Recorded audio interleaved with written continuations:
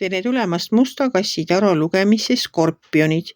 Siit tuleb lugemine teile nädalaks 13–19 juuli. Ma olen teile siia valmis pannud 7 kaarti ja vaatame, mis need kaartidel teile siis selleks nädalaks öelda on. Nädal algab teil siin mõõkade ässaga. Mõõkade äss räägib mõistusest, kavast, tegevuskavast, suhtlemisest. See on nagu selline intelligentsus, et te peate plaanist kinni, tegutsete plaani järgi. Edasi tuleb teil siit karikate 8. Karikate 8 on selline kaart, mis räägib sellest, et midagi on puudu. Te nagu tunnete, et miski teie elus on puudu, aga te ei tea, mis see on. See ongi umbes nii nagu siis, kui lähete poodi, tunnete, et midagi tahaks, midagi head. Aga vot täpselt aru ei saa, mis te tahate. Tahate te vorsti, tahate te grilli, tahate te hoopis, ma ei tea, torti. Ühesõnaga, te ei tea täpselt, mis te tahate, aga kui te seal poes seda kohtate, siis te saate aru, et vot seda te tahtsitegi. Nii on ka sellega praegu. Et te ei tea täpselt, mida te tahate, aga kui te teda näete ja kohtute temaga, olgu see siis mõni asi või mis iganes elus, võib-olla mõni inimene, võib-olla otsisite ammu kedagi, kellega juttu puhuda, kellega kohtuda. Võib-olla nagu vahest on ka nii, et soovime mingit vana tuttavat näha, oleme tema kontaktidki ära unustanud ja võila seal ta on. Kuskilt tuleb teile ette tee peale. Näete kusagil, ma ei tea, võib-olla näete mõnel peol, võib-olla näete kusagil mujal mingisugusel kokkusaamisel. Et sellele elul on üllatused varuks. Et õigel ajal te tunnete kõik ära, mida te igatsesite, mida te ootasite, mis teil elust puudu oli või kes teil elust puudu oli.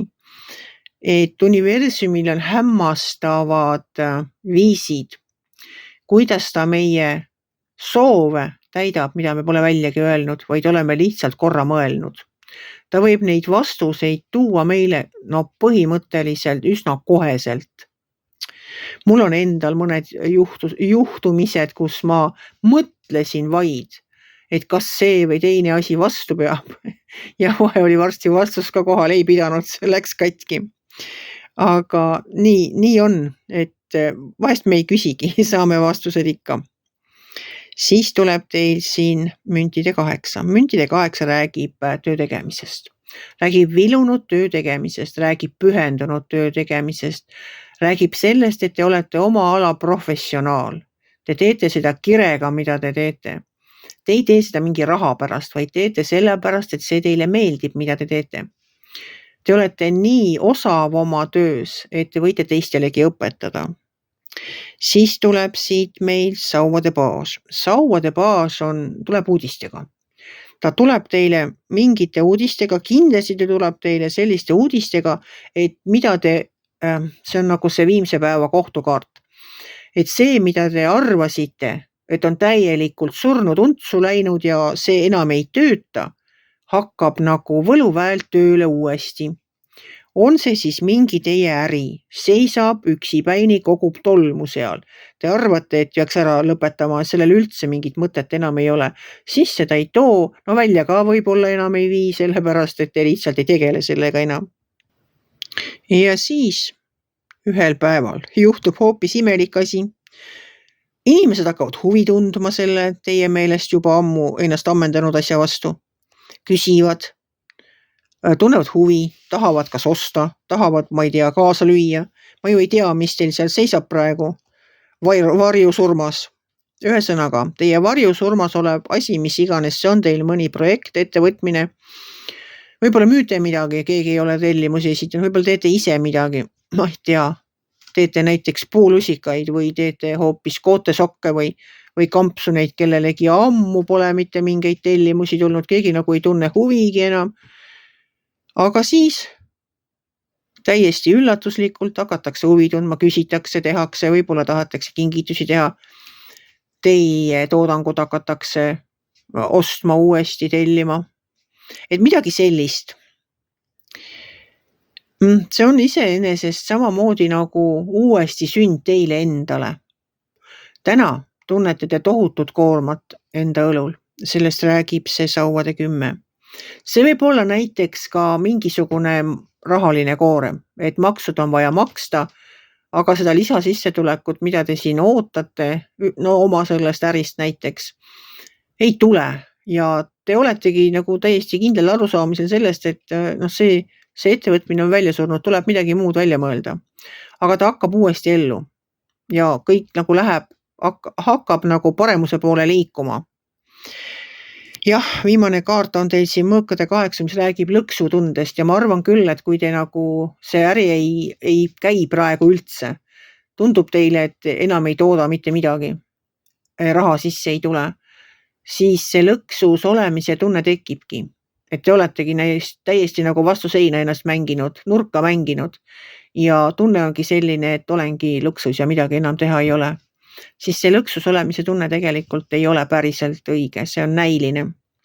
Sellepärast, et kui te seda kaarti vaatate, seda viimast kaarti, selle kass seisab siin, tema selja taga ei ole neid mõõkasid.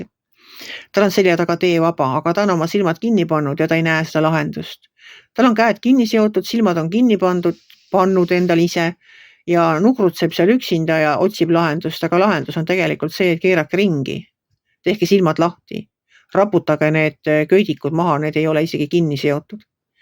Ja minge lihtsalt selja tagant välja. Teil on tee olemas, aga te ei näe seda. Et mina soovin seda, et teil silmad avaneksid, et te seda teed näeksite, et te saaksite aru, mis teil elus puudu on.